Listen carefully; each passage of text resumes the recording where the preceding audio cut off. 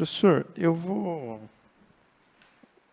partir aqui já nos finalmente já. Eu queria meio que blocar algumas perguntas, mas eu acabei deixando passar uma que eu acho que a gente pode voltar, que o senhor também tinha comentado recentemente, que é referente ao seguinte.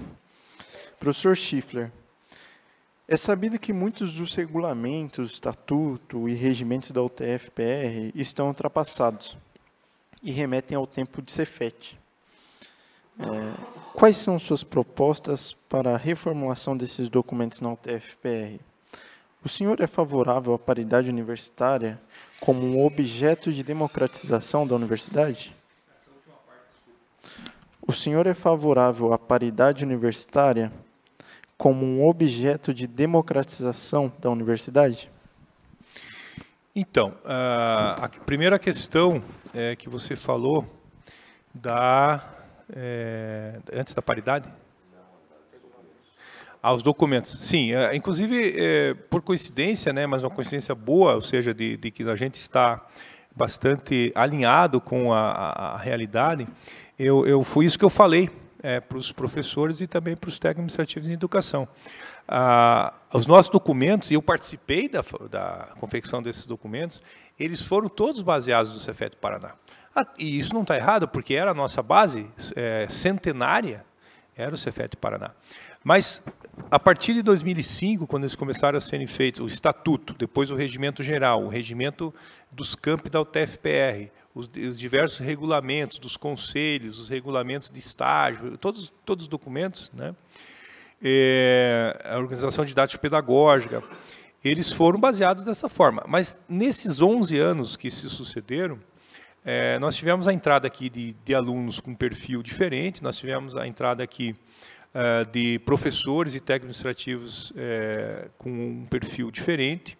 Nós tivemos a construção de novos campi, nós tivemos a abertura de novos cursos, majoritariamente um aumento grande nos cursos de pós-graduação, né? Nós tínhamos 5, 6 programas, hoje temos 43, né, cursos de estricto sensu.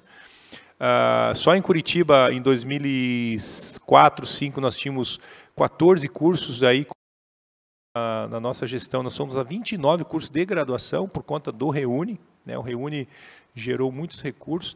Então, é óbvio que hoje a documentação está obsoleta, né? E tem toda a razão. Então, a nossa proposta de Statuinte é exatamente começar, né, a mexer na documentação. Isso foi prometido pela atual gestão. O problema é que não foi feito nada, né? Sempre se está dizendo nos conselhos que nós precisamos reformar os documentos, isso precisa democratizar, isso precisa expor esses documentos para que a comunidade opine, né? Isso não foi feito. Então, nós temos que mudar ali alguns princípios, um deles é a questão da participação dos conselhos, ser mais democrática, ter mais membros eleitos, né? E a própria modo de escolha, né?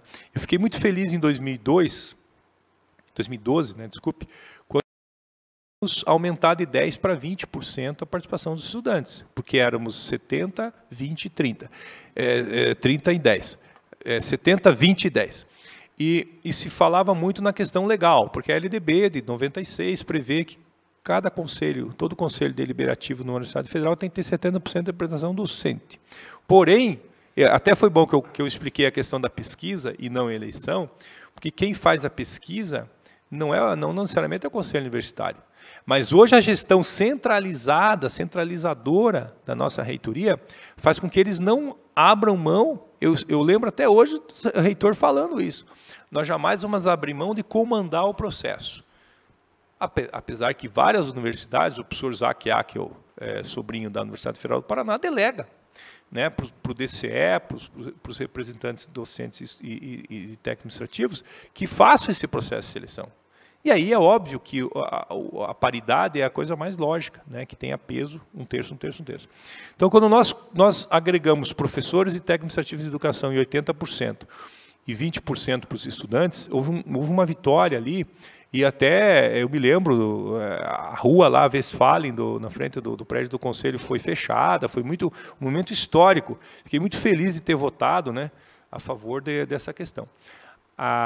Mas eu votei em 1986 na UFSC, o professor Arno Bowman, votei já com a paridade, um terço, lá na UFSC, né? E aí o nosso candidato não foi eleito, apesar dos alunos todos majoritariamente votarem nele. Foi o primeiro processo grande de reitoria que eu passei, né? Mas era um terço. O que acontece hoje, e a gente acha, né? Eu sou a favor da paridade porque eu sou democrático. Agora, há de se considerar que a nossa universidade ela tem hoje o menor ou o segundo menor coeficiente na relação técnico-administrativo-professor. Então, se você considerar que nós temos 1.100, cento e poucos técnico-administrativos e 2.600 professores, né, é claro que o peso de um segmento vai ser bem maior que o outro na eleição, né, e vai aumentar. Houve uma proposta 70-30 que eu achei muito interessante.